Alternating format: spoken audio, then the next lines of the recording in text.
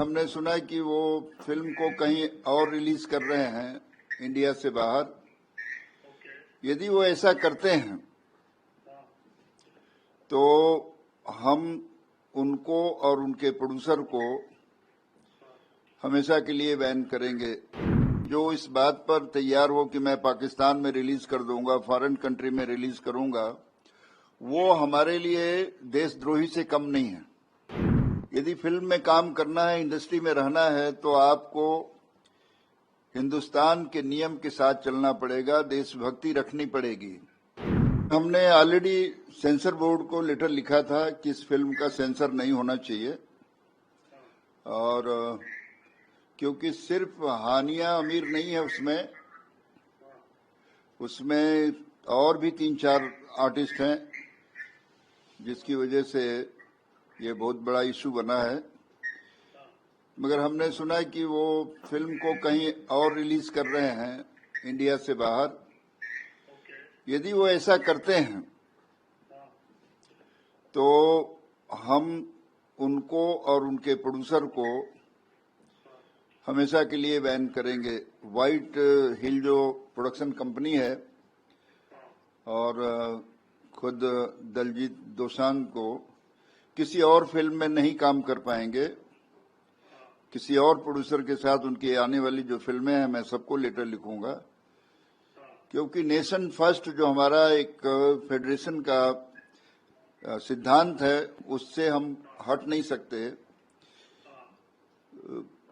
जब ये पहलगाम में हमले हुए हैं, उसमें सिर्फ जो लोग मरे हैं उतने ही लोग नहीं मरे हैं, उसमें बहुत सारे लोगों के जो परिवार बच गया है, जिसकी पत्नी बची है, जिसकी मां बची है, आज वो एक एक दिन मर रहे हैं। तो हम किसी को भी, और मुझे ऐसा लगता है कि जो इस बात पर तैयार हो कि मैं पाकिस्तान में रिलीज कर दूंगा, फॉरेन कंट्री में रिलीज करूंगा, वो हमारे लिए देशद्रोही से कम नहीं है। ऐसे लोगों के खिलाफ फेडरेशन क्या पूरा हिंदुस्तान तैयार होना चाहिए।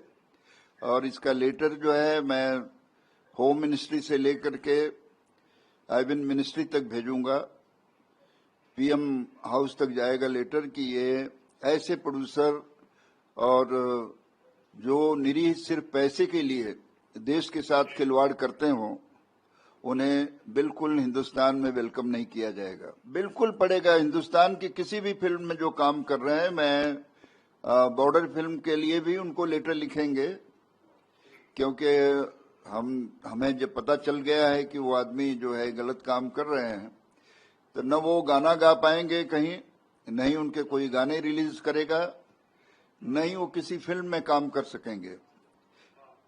क्योंकि इतराज का मतलब ये नहीं है कि उस फिल्म से हमारा इतराज है।